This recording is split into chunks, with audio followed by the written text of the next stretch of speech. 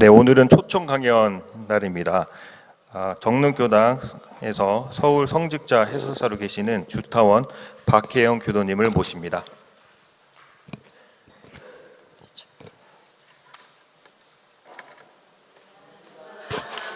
안녕하세요.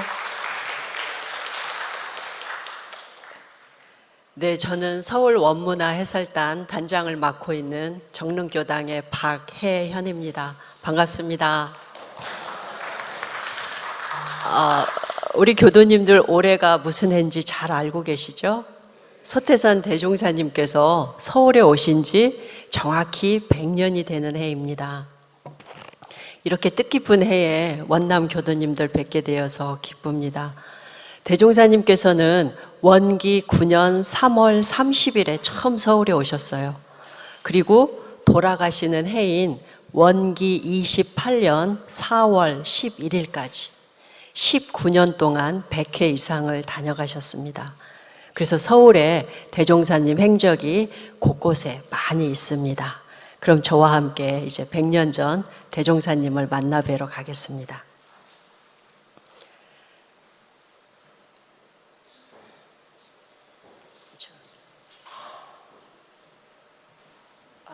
이거 슬라이드 쇼.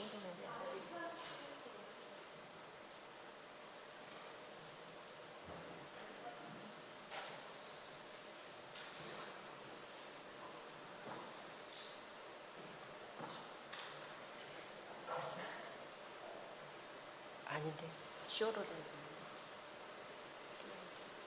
슬라이드 쇼.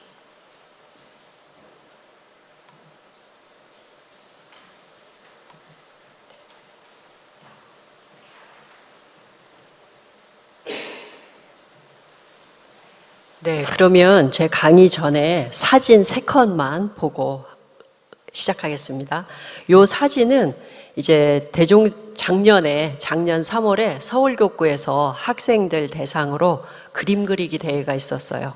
소태산 서울에 오시다 주제로 한 학생이 그린 그림입니다. 대종사님께서 지하철을 통째로 빌리셨어요. 네, 표정도 좀 이렇게 표정도 보시고요. 안 보여? 아닌데? 되나요? 네네. 네, 표정이 굉장히 익살스러우시죠? 그 다음 사진도 이제 학생이 그린 그림이에요. 대종사님께서 서울에 내리셨는데 반바지를 입으셨어요. 그리고 남방도 이렇게 풀어헤치고요. 캐리어를 들고 오셨습니다. 대종사님 표정 한번 봐주세요. 100년 전에 대종사님께서 무슨 생각을 하고 서울역에 내리셨을까요? 아, 그런가요? 네, 원남교당 어린이 그림이랍니다. 네. 그리고 두 번씩 해야 되나요? 요 브랜드 디자인은 많이 보셨죠? 서울교구에서 올해 이제 대종사 경성교와 서울교와 100년을 기념해서 만든 이제 디자인인데요. 일자에는 이제 3이 3개가 있죠. 여기 3개가 있는데 이거는 3대력을 증진해서 두 번째 원에는 물결이 흐르죠. 문화가 흐르는. 이제 세 번째는 꽃송이들이 이렇게 피었어요. 은혜를 확산해서 우리 교화를 잘 해보자라는 의미로 브랜드 디자인을 이렇게 하셨습니다. 그러면 이제 소태산 대종사 경성교화 100년으로 넘어가겠습니다. 요거는 아마 처음 보셨을 거예요. 저희가 며칠 전에 저희 해설단에서 발표한 내용인데요. 대종사님께서 서울역에 처음 내리신 게 아니고요.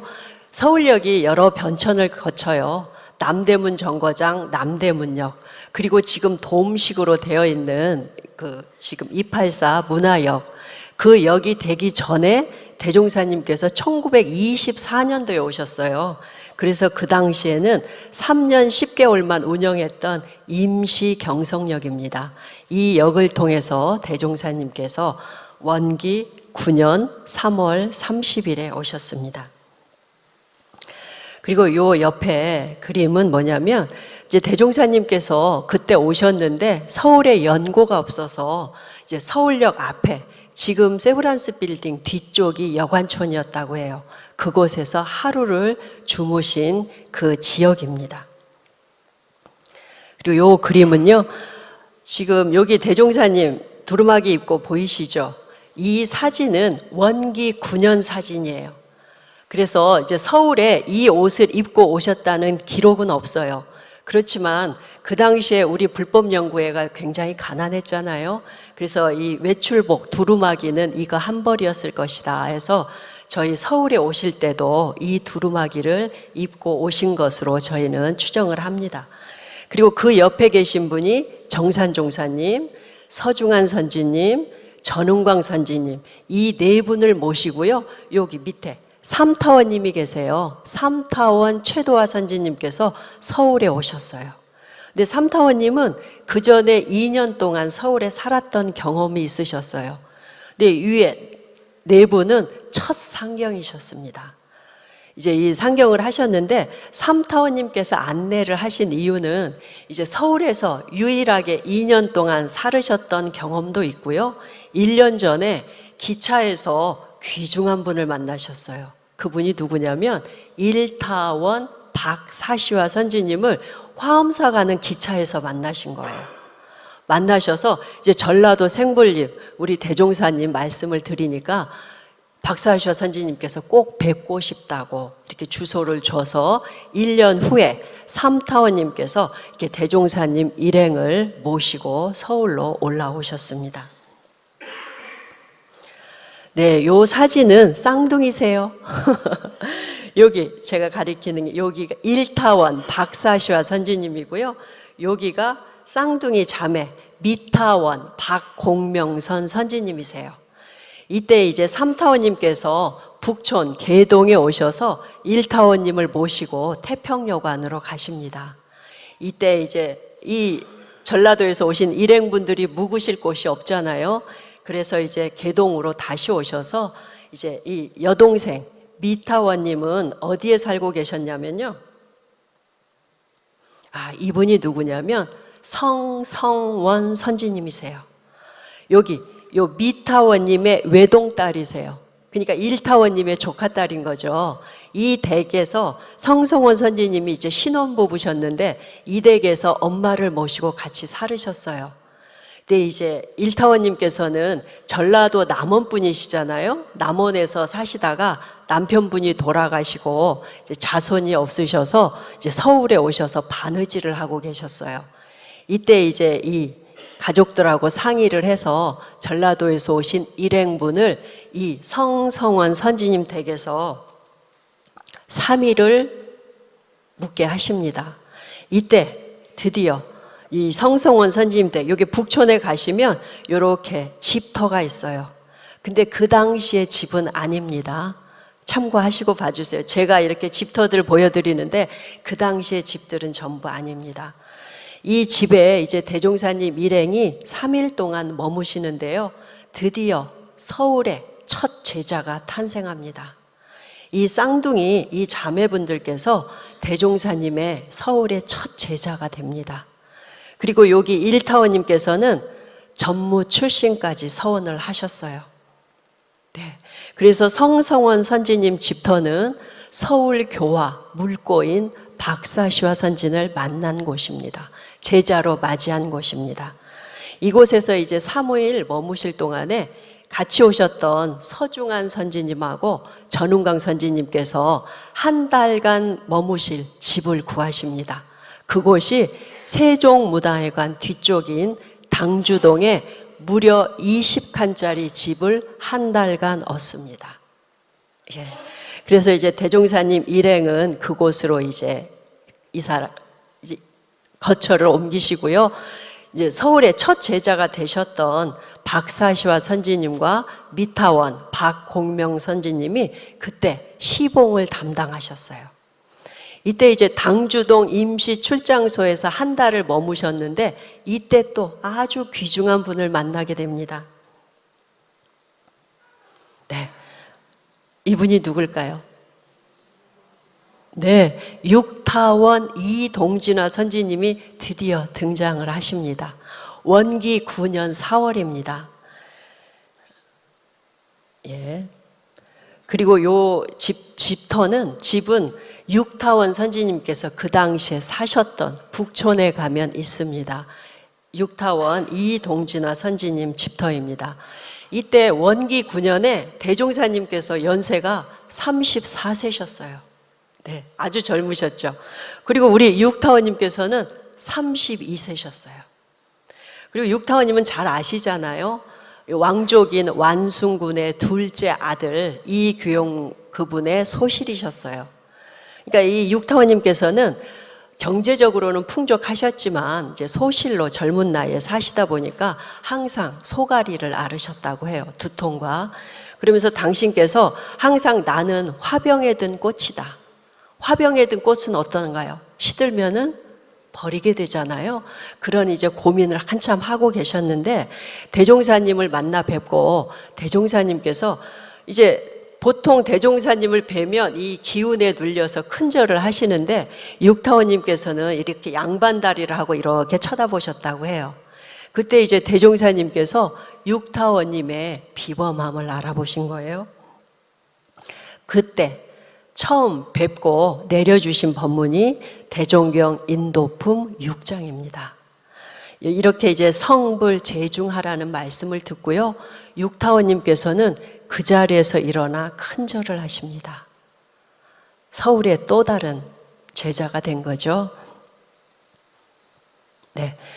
그리고 이제 대종사님께서 당주동에서 한 달간을 머무시는데 육타원님 외에 4분의 제자를 더 만들어 놓고 이제 대종사님은 익산으로 내려가십니다. 익산에 내려가셔서 이제 그때 6월 1일 날 불법연구회 창립총회를 그때서 하십니다. 서울의 제자들을 만들어 놓고 내려가셔서요. 그리고 나서 또 만덕산에서 선을 하시죠. 근데 요 육타원님께서 대종사님의 이 성불 재중의 말씀이 뇌리에 떠나지 않아요. 그래서 이제 만덕산에서 선나고 계시는 대종사님을 찾아서 만덕산으로 가셔서 선을 같이 나십니다. 그럼 남편분께서 좋아하셨겠어요? 32세 이 부인이 수양 공부를 하겠다고 전라도까지 가셔서 이제 며칠을 머물고 오시니까 남편분께서 지금 사대문 바뀐 창신동에 수양체를 마련해 주셨어요. 그래서 이제 육타원님께서는 서울에 올라오셔서 창신동 수양체에 가서 생활을 하십니다. 창신동 수양체에서 생활을 하실 때 이제 대종사님께서는 만덕산에서 초선도 끝나고요. 그 다음에 이제 총부로 오셨는데, 익산으로 오셨는데, 그때 원기 9년 9월부터 12월까지 총부를 이때 집니다. 네. 이때 짓는 그 바쁜 와중에 대종사님께서 내가 경성에 급히 만나야 될 인연이 있다 하고 2번째 상경을 하십니다. 2번째 상경을 하셔서 만나신 분이 구타원 이공주 선지님입니다. 이제 구타원님은 이때 29세셨어요. 근데 남편분께서 이제 동경에 유학 중에 이제 방학을 이용해서 한국에 오셔서 농촌 계몽 운동을 하시다가 이제 돌림병으로 돌아가신 거예요. 그래서 이제 구타원님께서는 29살인데 이제 아들 둘하고 이제 북촌 계동의 큰 집에서 사시니까 친정 어머니가 오셔서 같이 살고 계셨어요. 이때 요 사진을 보시면요. 여기 이공주 선지님, 여기는 이공주 선지님 어머니 낙타원 민자연화 선지님, 그리고 요 밑에가 언니인 이성각 선지님입니다. 그리고 요 옆에 학생 아시죠? 이성각 선지님의 따님 융타원 김영신 선지님이세요. 이때 대종사님이 오셨을 때 이 4분이 가신 게 아니고요. 요렇게 세 분이 창신동 수양체에 가서 대종사님을 만나 뵙습니다. 그러니까 대종사님께서 만나러 일부러 찾아오신 거잖아요. 이 세 분께 질문을 하세요. 궁금한 것 있으면 질문하라고 했더니 이공주 선지님 어머니께서 3세가 궁금합니다 라고 말씀을 하셨어요. 그리고 여기 언니는 정도와 사별의 구별을 어떻게 합니까? 라는 질문을 하셨어요. 질문 수준이 대단하시죠? 그러니까 대종사님께서 여기 구타원님께 그대는 뭐가 궁금합니까? 했더니 구타원님께서 본인은 두 가지가 다 궁금하다라고 말씀을 하셨어요. 이때 이제 대종사님의 그 말씀을 듣고요, 답을 들으시고 구타원님께서 그 자리에서 제자가 되십니다. 이때 이제 대종사님께서 화답을 하세요. 이공주 선지님의 법명을 내리십니다. 함께 공자 구술주자. 세계인들이 바라보는 보배로운 구술이 되라는 뜻으로 공주라는 법명을 내려주셨어요. 그래서 이제 이틀 후에 이제 요렇게 이 조카까지 데리고 창신동에 가셔서 융타원 김영신 선지님도 입교를 하게 됩니다. 그리고 대종사님께서는 이제 요 구타원님의 3대 사모녀를 만나시고 총부로 내려가세요. 그런데 그 기록이 있습니다. 대종사님께서 이 구타원님 3대 사모녀를 만난 것이 얼마나 기쁘셨던지요. 너무너무 기뻐서 그 총부 없는 살림에 경축가를 부르며 잔치를 벌였다라는 글이 있습니다. 얼마나 기다리셨던 분을 만나셨는지요. 그리고 이제 그 이후로 이 구타원님하고 대종사님은 이제 거리가 머니까 편지를 주고받으세요. 그 편지 내용도 이제 지금 그대로 남아 있습니다. 그리고 대종사님께서 이제 서울에 오시면 어디에서 묵으시냐면요, 북촌, 개동, 북촌길 순례를 하시면 만나볼 수 있습니다. 이 곳이 구타원 이공주 선지님 집터입니다. 대문이 옛스러워서 그런데 그 당시 대문 아닙니다. 요 집터에 이제 대종사님께서 서울에 오시면 이공주 선지님 댁 사랑채에서 머무셨어요. 그러니까 19년 동안 이 댁에서 1월 1일을 신년을 2번이나 맞이하실 정도로 사가, 보통 우리 개인 집 중에서는 가장 많이 대종사님께서 다녀가신 집이 이공주 선지님 집입니다. 그리고 또 이공주 선지님 집은 저희가 이제 창신동 경성 출장소가 생기기 전부터 이곳에서 법회를 보셨어요. 그래서 대종사님께서 이제 서울 출장소라는 이름은 안 하시고 개동연구회라고 이름을 주셨어요. 그리고 또 창신동 출장소가 생기고 나서도 이제 창신동 출장소 예외에 참석 못하신 분들은 이 댁에 오셔서 법회를 보셨어요. 그래서 이곳이 또 개동야회가 됩니다. 밤에 법회를 보신 거죠. 그리고 이곳에서 아주 또 귀한 법문이 나오죠. 원기 13년도에 잘 아실 거예요. 약자로서 강자되는 법문을 이공주 선지님 댁에서 내려주십니다. 네, 그럼 이공주 선지님은 또 그 법문을 받아 적으셨어요. 그래서 우리 원불교 최초 잡지인 월말통신 1호에 발표를 하십니다. 그래서 대종사님 법문 중에서 성문화된 최초 법문이 강자, 약자, 진화상 요법입니다. 그리고 뭐 이 댁에서 이공주 선지님 30회 생신 때 이공주 선지님께서 이제 국문학 박사가 되어서 조선의 여성들을 계몽시키고 싶다 하시니까 대종사님께서 그러셨죠.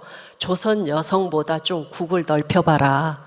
그래서 도덕 박사가 되어서 세계인들에게 큰 힘을 줘라라는 아주 여기서 서원을 키워주신 곳이 이공주 선지님 집입니다. 그리고 이공주 선지님께서는 원기 15년부터 이제 경성 출장소에 제가 교무 역할을 하십니다. 근데 한번 생각해 보세요.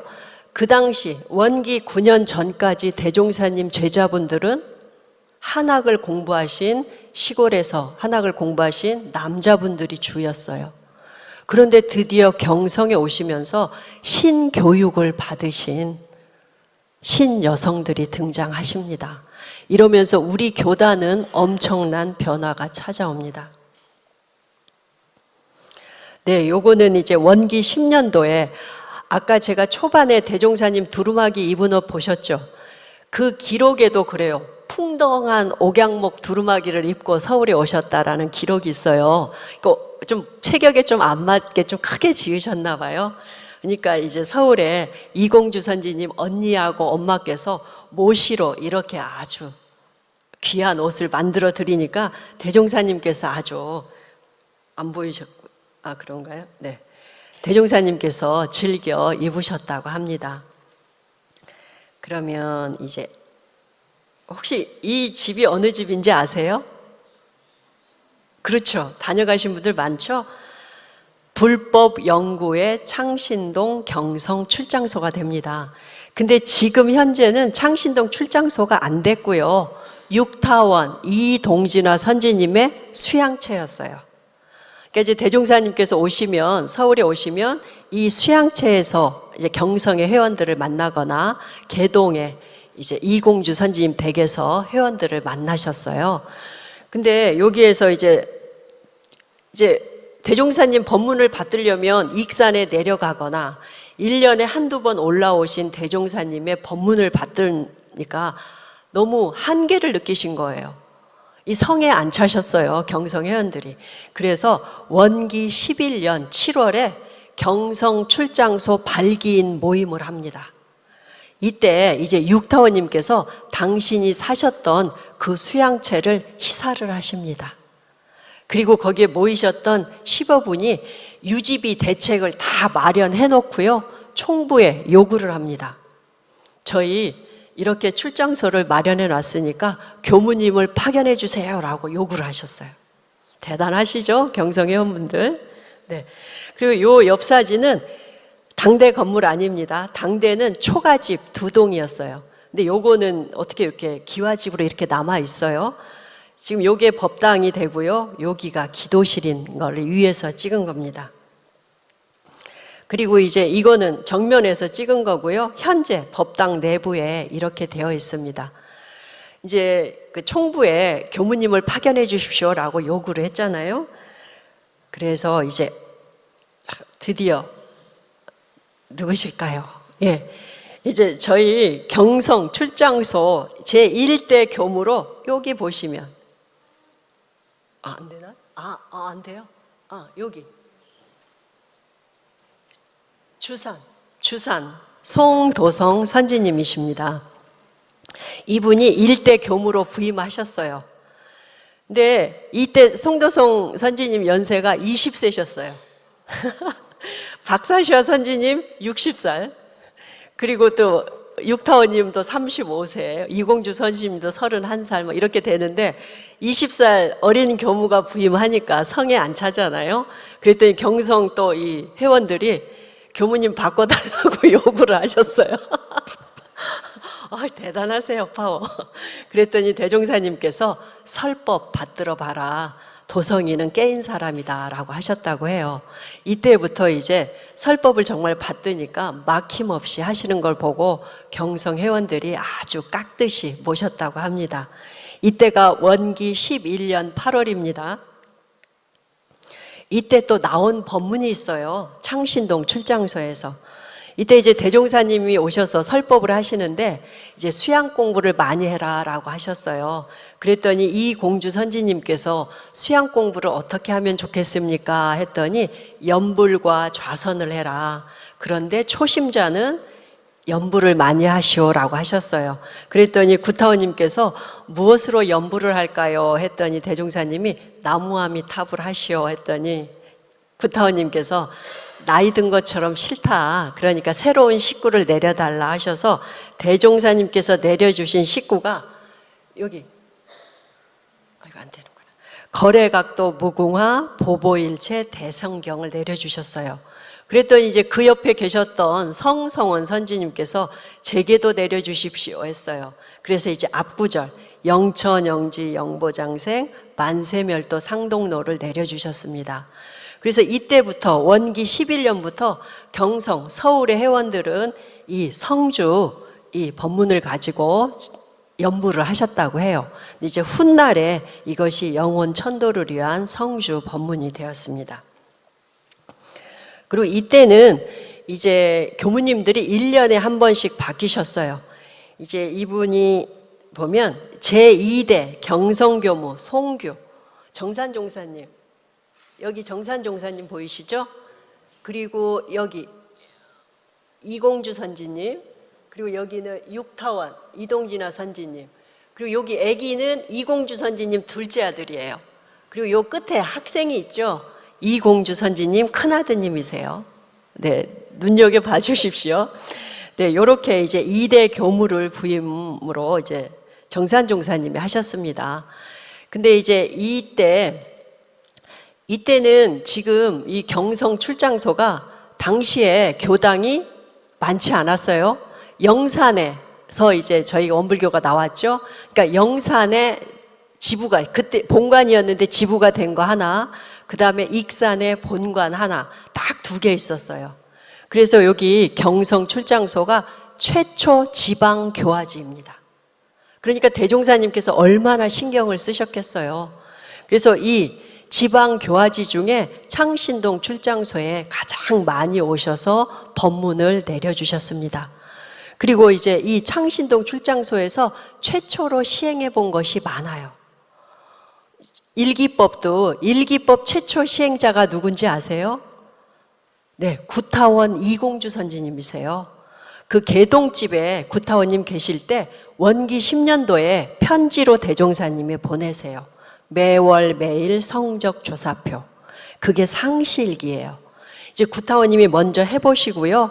또 이제 복사를 해서 경성 회원들하고 해보신 거예요.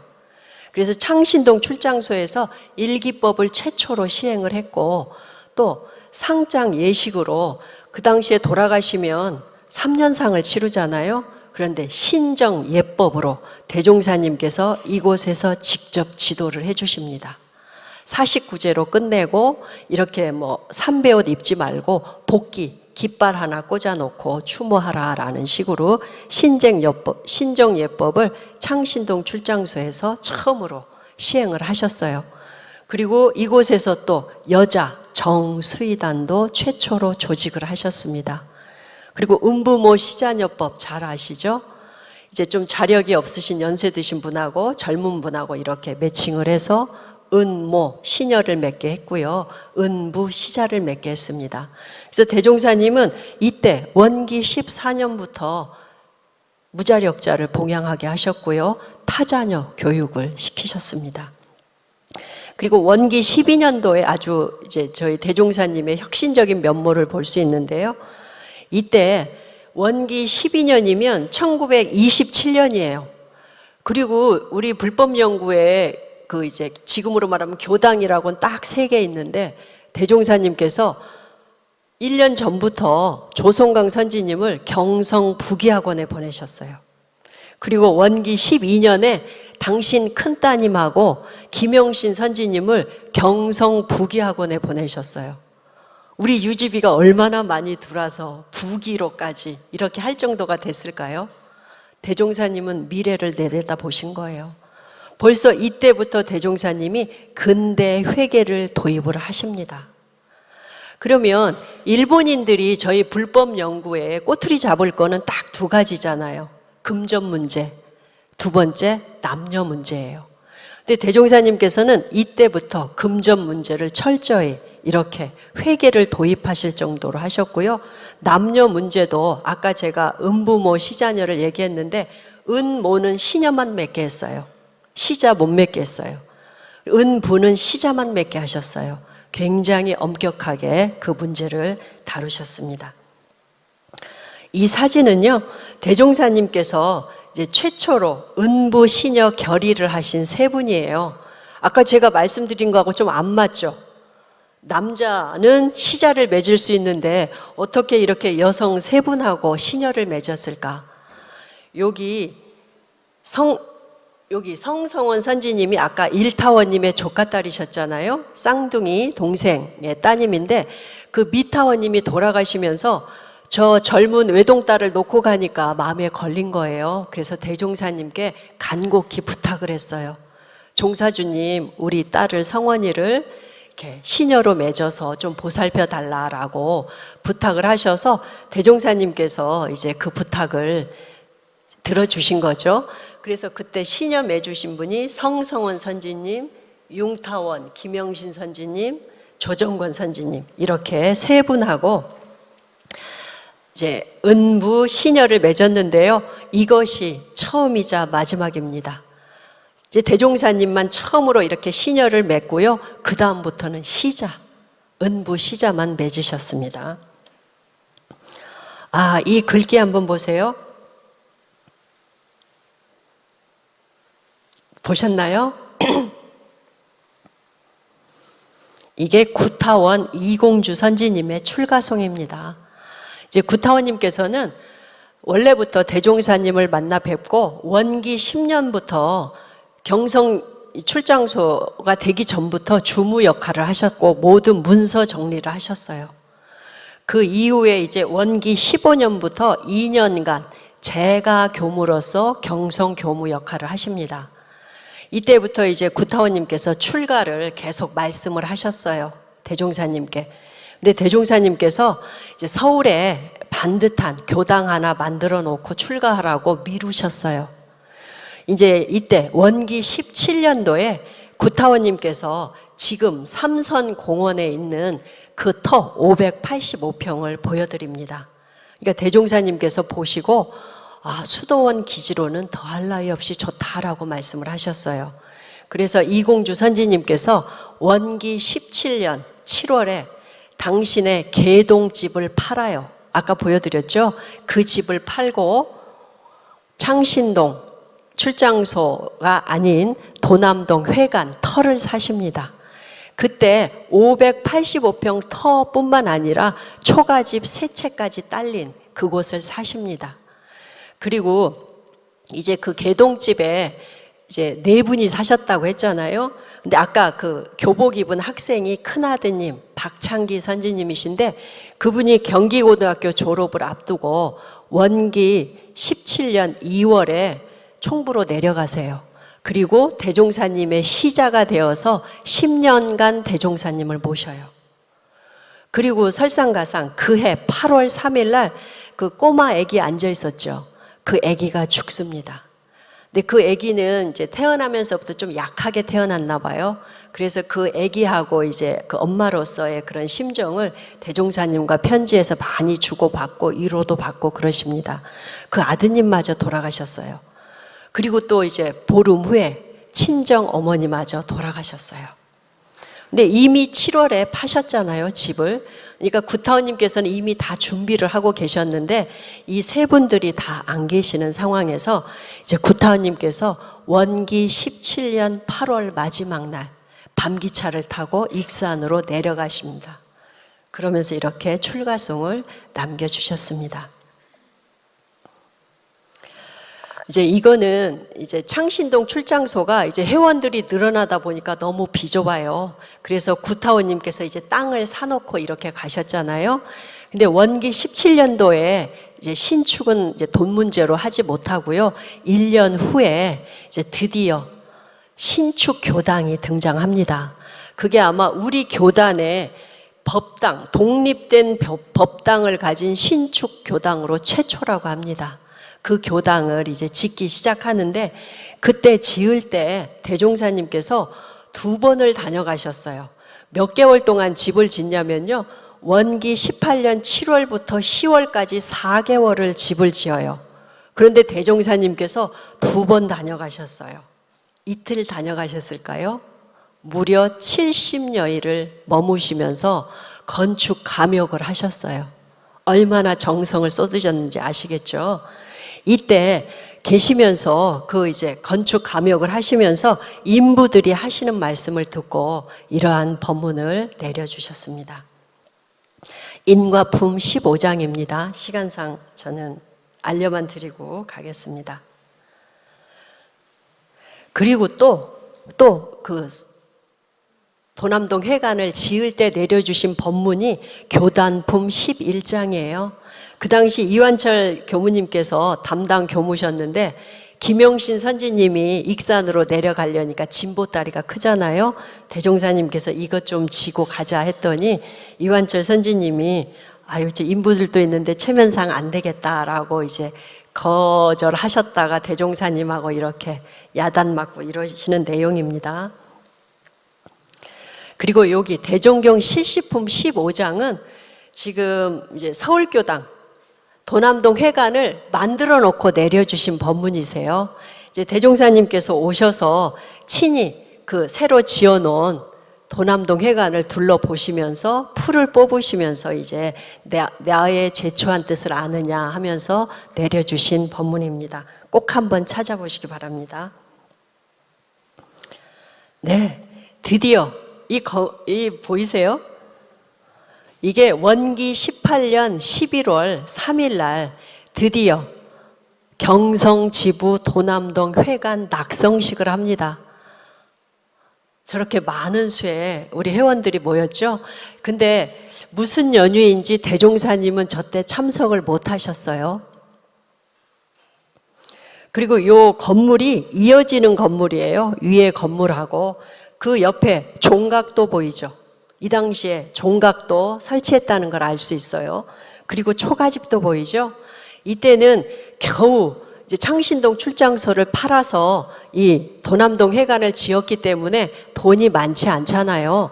그래서 이 초가집 두 채에서 한 채는 사무소 겸 남자 숙소, 또 한 채는 부엌 겸 여자 숙소, 그리고 이제 한 채는 창고로 썼다고 합니다. 이때 이제 이 도남동 회관이 이제 낙성이 되고요. 그동안은 이제 선을 날려면 그동안은 이제 저희가 익산에 가서 여름에 3개월, 겨울에 3개월, 동선, 하선 6개월을 났어요. 경성의 회원들도 이제 그곳에 가셔서 많이 선이 났는데요.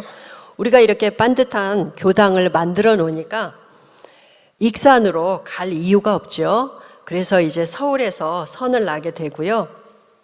현재는 이제 아까 그렇게 잘 져놓은 도남동 회관은 원기 18년부터 원기 31년까지 있었습니다. 그리고 해방이 되니까 이곳이 좀 외지잖아요. 그래서 비가 오고 그러면 길이 끊기고 전기도 안 돌아서 이제 이곳을 팔고 다시 이사를 가게 됩니다. 그래서 현재는 그 도남동 회관이 있던 자리에 이렇게 표지석으로 저희가 남겨져 있습니다. 네, 요 사진은 원기 20년도에 대종사님이 오셔서 이제 경성지부 도남동 회관에서 이렇게 하선을 나고 찍으신 사진입니다. 그리고 요 옆 사진은요, 대종사님 여기 가운데 계시죠? 예. 대종사님께서 이제 서울에 오시면 많은 곳에 들리셔서 시국을 전망하시고요. 그리고 관찰도 하셨어요. 그리고 모든 제도들을 벤치마킹도 하십니다. 이곳은 어디냐면 지금 신라호텔 자리에 있던 일본인 사찰 방문사라는 절이에요. 이곳에 대종사님께서 방문하셔서 법복과 법납도 사오셔서 저희 총부에 가져가서 그거를 참고해서 저희의 법복과 법납을 만드셨고요. 그리고 이 방문사에 대종사님께서 당신의 큰아드님 숭산 박길진 선지님을 보내서 1년 동안 생활하게 하세요. 그러니까 이때 이 방문사 절이 어떻게 운영되는지를 잘 살펴서 좋은 거는 이제 저희가 벤치마킹을 한 거죠. 네, 이때 또 등장하는 귀한 인물이 있습니다. 팔타원 황정신행 선지님이 이때 도남동 회관에 이제 찾아오십니다. 원기 20년도에 이제 금강산 여행을 하다가 개성교당에 이 이천윤 교도님을 만나서 불법 연구의 소개를 받고요. 원기 21년 9월에 도남동 회관으로 찾아오십니다. 이때 이제 대종사님은 직접 못 만나고요. 이완철 선지님하고 이동진화 선지님께서 교무님이셨어요. 그때 입교를 하신 상태셨습니다. 이때 팔타오님께서 어디에서 사셨냐면요. 여기가 어디일까요? 예, 이화장입니다. 팔타오님께서 이화장에서 사셨어요. 요거는 작년에 저희가 호사님 덕에 이화장에 가서 직접 찍은 건데 이화장에 건물이 많잖아요. 근데 팔타오님께서 지으신 건물은 요 디귿자 건물, 지금 이승만 박사 기념관으로 쓰고 있는 이 집하고요. 그 다음에 조각당인 요 두 채만 팔타오님이 직접 송추 한국보육원 있는 곳에서 나무와 돌을 갖다가 직접 지으셨어요. 그리고 대종사님께서 이 댁에 직접 가셨어요. 가셔서 이제 팔타오님께 왜 서양으로 집을 지었냐 했더니 팔타오님께서 많은 사람들이 서양으로 지어야 길하다고 좋다고 해서 지었습니다 했더니 대종사님께서 여름에 좀 고생할 것이다 라고 하셨대요.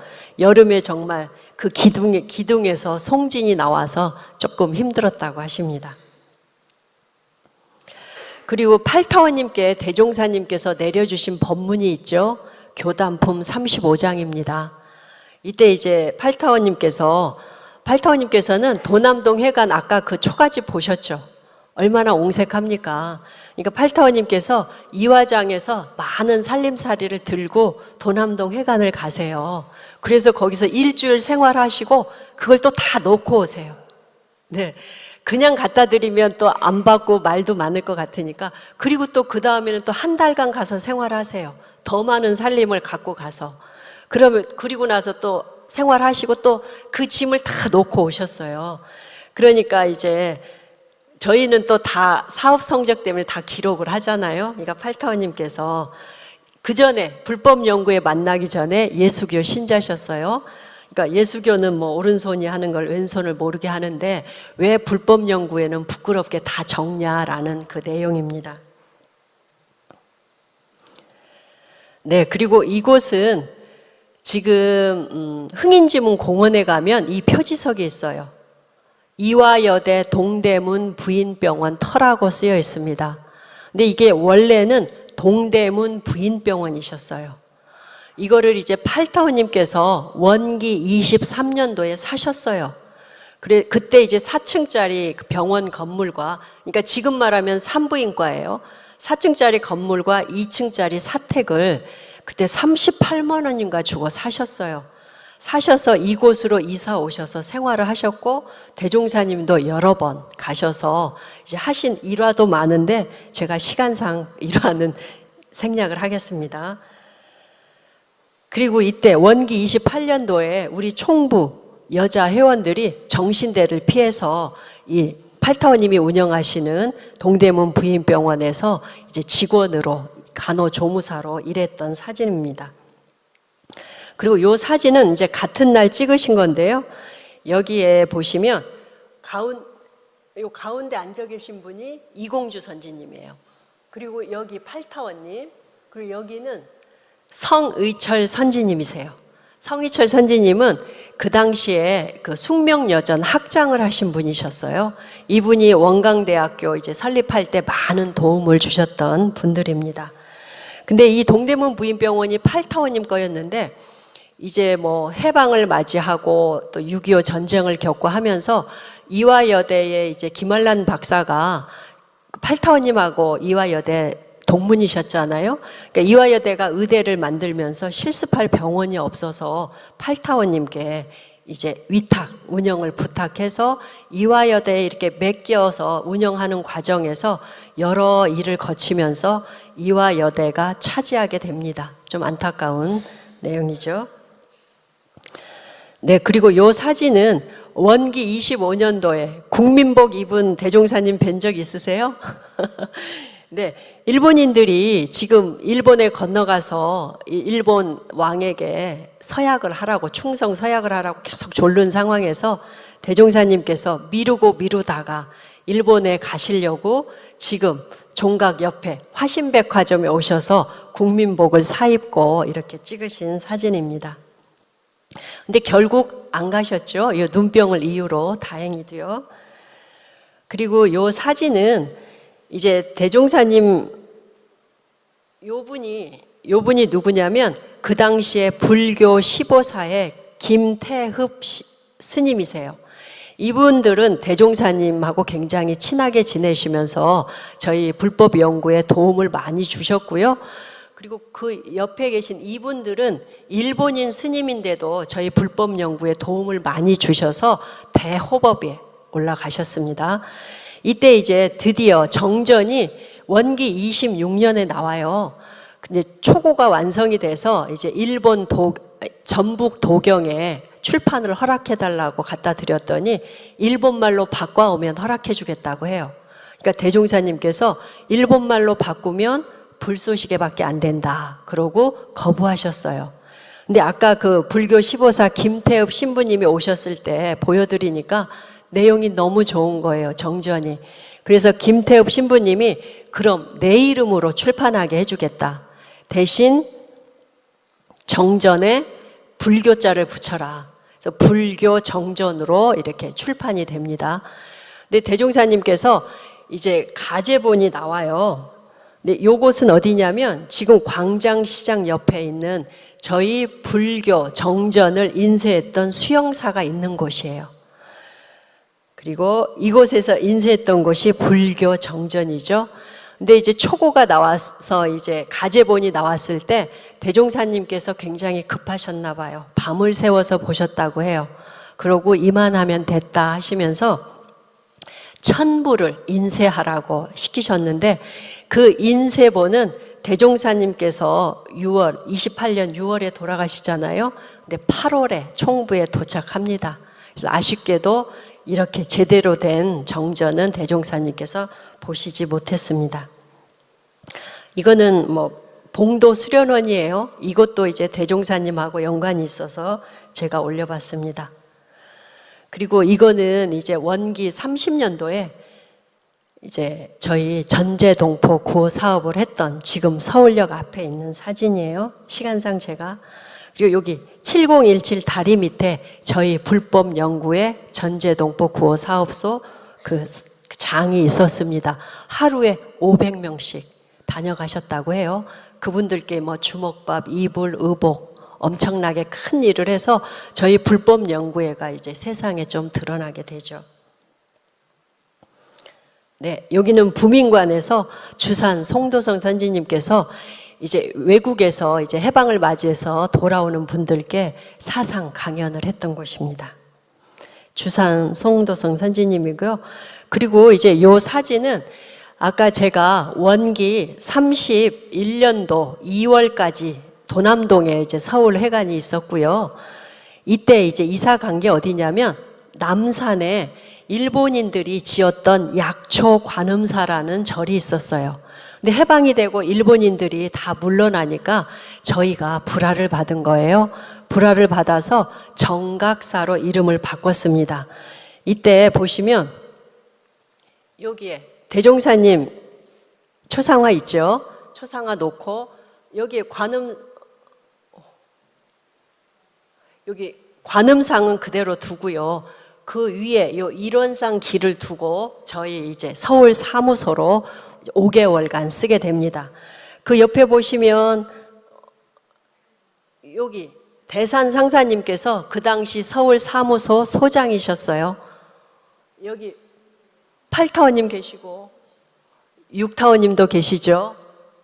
송도성 선지님 저 때까지는 살아 계셨어요.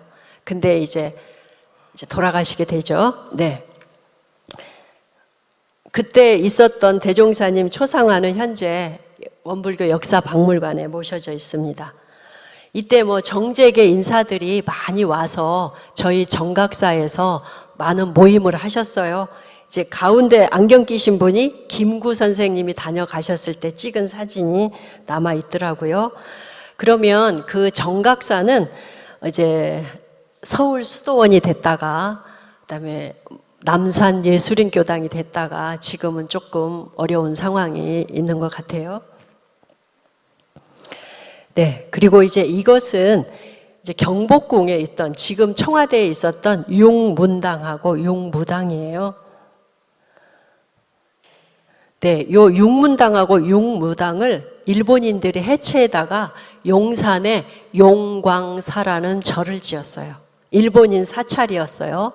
근데 아마 여러분들 잘 아실 거예요. 그때 저희가 또 해방 후에 그러니까 원기 31년 6월에 저희가 또 여기 용광사 스님들이 일본으로 떠난다는 정보를 입수해요. 그래서 이제 저희 경성 회원들이 이제 진보다리를 들고 가서 이곳에서 풀었어요. 그리고 이동진아 선지님께서 한국 전쟁이 날 때도 피난을 안 가시고 사수를 하셨다고 해요. 요게 지금 그 당시 그러니까 원기 91년 전에 서울교당의 법당이셨죠. 용문당인데 지금은 이제 이것들이 해체해서 지금 영산에 가 있습니다. 현재의 서울교당은 이렇게 변화가 됐죠. 91년도에. 근데 제가 지금 이렇게 말씀드린 게 서울교당만의 역사라고 생각하시면 안 됩니다. 이 당시에 서울 교구에 교당 하나밖에 없었죠. 그러니까 저희들의 교당이었던 거예요. 그리고 지금 아까 보여드렸던 창신동 출장소는 작년에 이제 총부로부터 원불교 성적 15호로 지정이 됐습니다. 이제 이름은 서울교당 창신동 터로. 그리고 이제 도남동 회관 아까 표지석 보여드렸죠. 그거는 이제 원불교 성적 16호가 되었습니다. 그러면 이제 대종사님께서 이렇게 정말 그 신축 교당을 지을 때도 70여일을 머무셨습니다. 그리고 그 19년 동안 그 당시에 익산에서 서울을 오시려면요 12시간 기차를 타셔야 됐어요. 그런데 100회 이상을 다녀가신 까닭이 뭘까요? 그거를 한번 교도님들 한번 생각해 주시고요. 이게 이제 서울교당의 역사이면서 저희들의 역사이기 때문에 그 역사는 그냥 역사로 두면 묻히게 되잖아요. 여러분들께서 자주 찾아주시고 함께 해주실 때 더욱 빛이 난다라는 생각을 합니다. 그리고 대종사님께서 서울에 오셔서 대종사님 여성 10대 여제자 아시죠? 1타원님부터 10타원님까지 서울에서 무려 4분을 만나신 거예요. 1타원님, 6타원님, 8타원님, 9타원님. 이분들의 역할은 이루 말할 수 없죠. 네, 그러면 이제 서울 성적지 잠깐 제가 지금 북촌길 코스가 있고요. 창신 낙산길 코스가 있습니다. 그리고 경성역과 남산길 코스 들어보셨나요? 네, 지금 이렇게 운영을 하고 있고요. 이제 올 9월에 이제 당주동 임시 출장소가 있었던 광화문길 코스를 개발하려고 합니다. 교도님들도 많이 관심 가져주시고 저희 같이 저희 귀중한 성적지를 지켜나갔으면 좋겠습니다. 이상 마치겠습니다.